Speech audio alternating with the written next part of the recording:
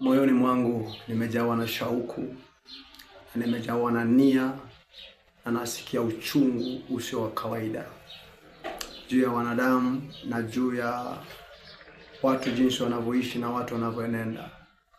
Na nikiangalia ujio wa Yesu Kristo upo jirani, na baki na huzunika nikiona vile ambavyo vijana wako bize, wamama wako bize na dunia, wababa wako bize na maisha.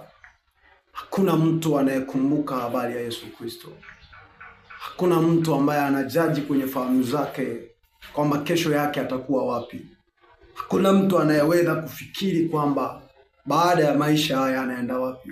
Lakini nikukumbushe tu neno moja kwamba jua kabla ya maisha haya ambayo unaishi duniani kuna mahali ulikuwa. Na jiulize wapi ulikuwepo.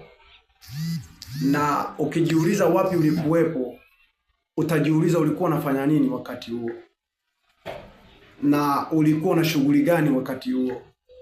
Na jiulize baada ya maisha haya unaenda wapi, na huko unakokwenda utakuwa na shughuli gani, utakuwa unafanya nini.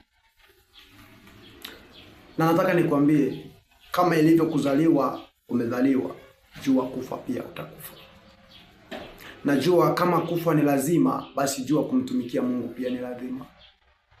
Maana yeye ndiye msaada wako, yeye ndiye wa pekee kwenye maisha yako. Hapo hapata kuwa na baba kwenye kifo chako, hapata kuwa na mama kwenye kifo chako, hapata kuwa na mtoto wako kwenye kifo chako. Na nikukumbushe tu kwamba ondoa tumaini lako kwa ndugu zako, ondoa tumaini lako kwa wadogo zako, kwa kaka zako.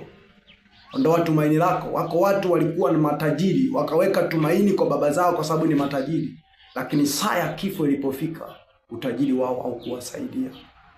Wako watu waliweka tumaini lao kwa watoto wao kwa sababu watoto ni matajiri, kwamba wakidhani wakiugua basi watauguzwa na watoto wao, kwenye kifo chao watasaidiwa na watoto wao. Lakini nataka nikwambie, walitumia kila jitihada, wakapelekwa mpaka nchi za nje kutibiwa, lakini pesa zao hazikuwasaidia. Na hivi ninavyoongea tulishawazika, hawapo tena kwenye uso wa dunia. Laiti wangelikumbuka kutubu, Mungu angekuwa msaada wao. Maana yeye anasema liko tumaini katika mti uliokatwa, waweza kuchipuka tena. Manake kama watu wamekukatia tamaa, wamekudharau, vile umeugua miaka mingi, umepata shida miaka mingi, lakini tumaini lipo ambaye ni Yesu Kristo. Leo ukimkubali kuwa Bwana na Mwokozi wa maisha yako, anaweza kurejesha furaha iliyopotea. Ninawakaribisha vijana wenzangu, nawakaribisha kina baba, kina mama,